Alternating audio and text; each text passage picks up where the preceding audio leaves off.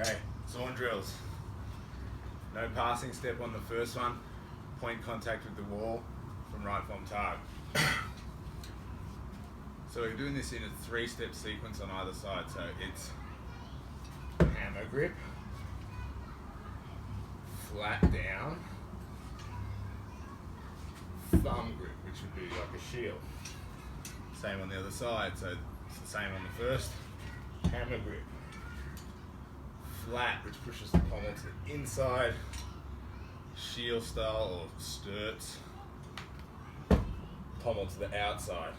That one here, because the wall limits me, I have to reach a little bit. You kind of have to do that normally.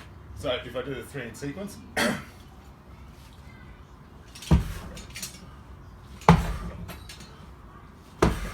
first 3, second 3.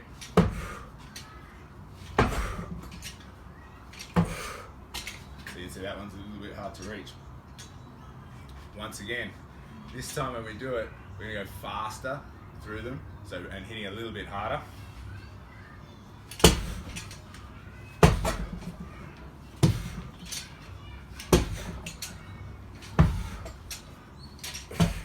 Ooh, on that one. Once again, same.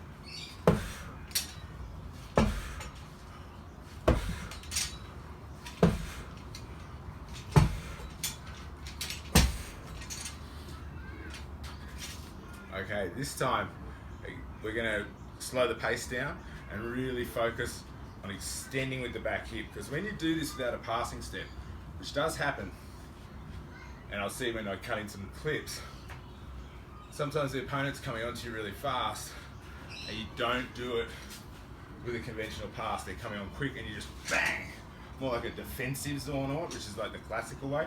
So they're throwing their over and you just bang down the pipe. On those you often don't pass, so it's good practice. This is more just for the handwork, but it's good practice for using it in that context where a person's coming onto you quite quickly. You don't have time, and you might even do like a half pass back as you do it like this, which works really well. Okay, so once again, this time focusing on that hip lock, which of course Anton Kohotovic's video really goes through. It's a bit hard to see my feet here. As I'm in Vom Tag, if I've dipped a little bit, it's a very low Vom Tag. As I strike with the Zorn and the point starts to go forward, I go into a bit of hip extension here. So a little bit like a kettlebell swing, deadlift type thing, like that, and I pop. And that one adds power, but the other thing it does is it keeps me straight, which is a nice added benefit, and that helps you get maximum reach because your spine stays super straight. And it pops your arms out nicely in front of you into this long point position that's optimal with my own shoulder height, etc, etc. So let's go through it now with a bit of hip drive. Same sequence.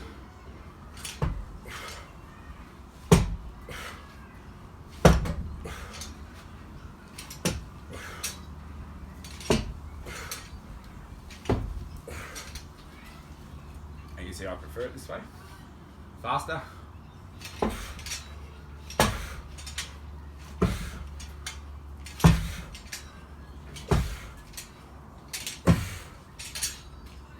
Outside one's a doozy. It's pretty rare you actually use that. Alright, so that's the first sequence without a passing step. Once again, just recapping. I can't take a pass because I'm against this, which is good. Hammer, just straight to the middle. Classic Zornort. Flat down. Boom, like this. Shield type position is the third one in that sequence. It's basically going through the sequence of a wind, because there is a fourth one going high. On the other side, flat means pommel to the inside of the arm, Sam Lewis, and to the outside. Obviously, normally for this one, because of the crossed hands, you'd ideally be closer, and that's what's making me have to do this sometimes, which is suboptimal, but I can't really move this thing. Okay, this time with a pass. So if the camera cuts here, it's because I haven't captured myself properly. But I'm back now. So a passing step will get me to the wall.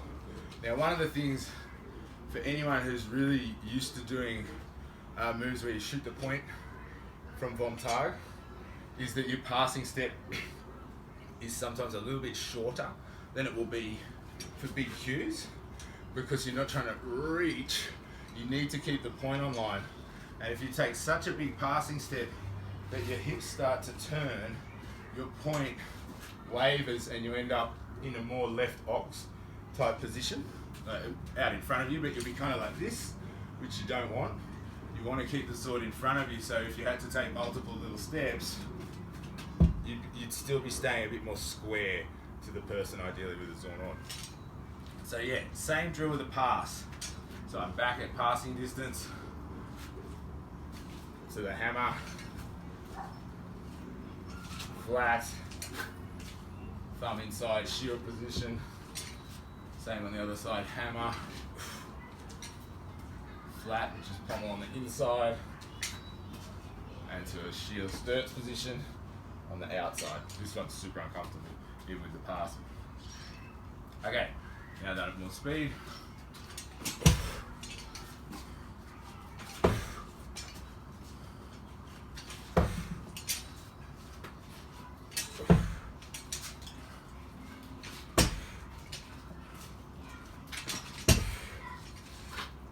So I'm probably a little bit far away there, so I'm going to have to crash a little bit harder. The wall's really good because it makes me reach. Hit it a bit harder.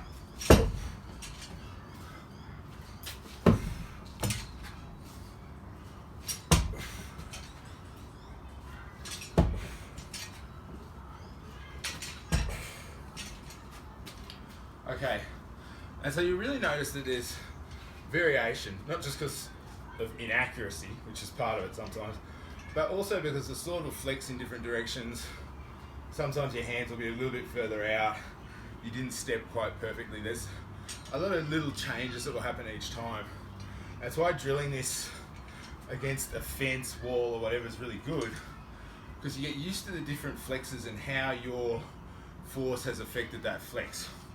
E.g., I go straight down the pipe with a hammer.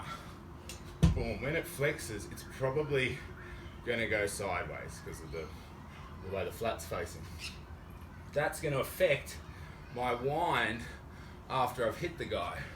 Because even if I clean shot him, boom, I go over his guard, say bang, like this, he can still just leave the line and middle how me, and you go, yeah, he really should be dead.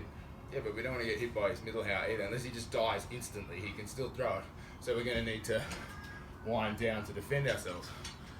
Remember that if it's a sharp, it's in the guy, so you can't just pull it out.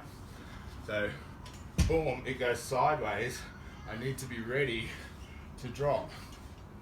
Likewise, and this is why this one's good for competition, is when I strike with the flat, boom, it flexes up and down, obviously in the vertical axis. This is really, really good for comp because of the nature of the mask and the bib. This type of flex tends to really stick on, and it's very obvious to the refs when it bends up like that. It's like, whoa, whoa, whoa.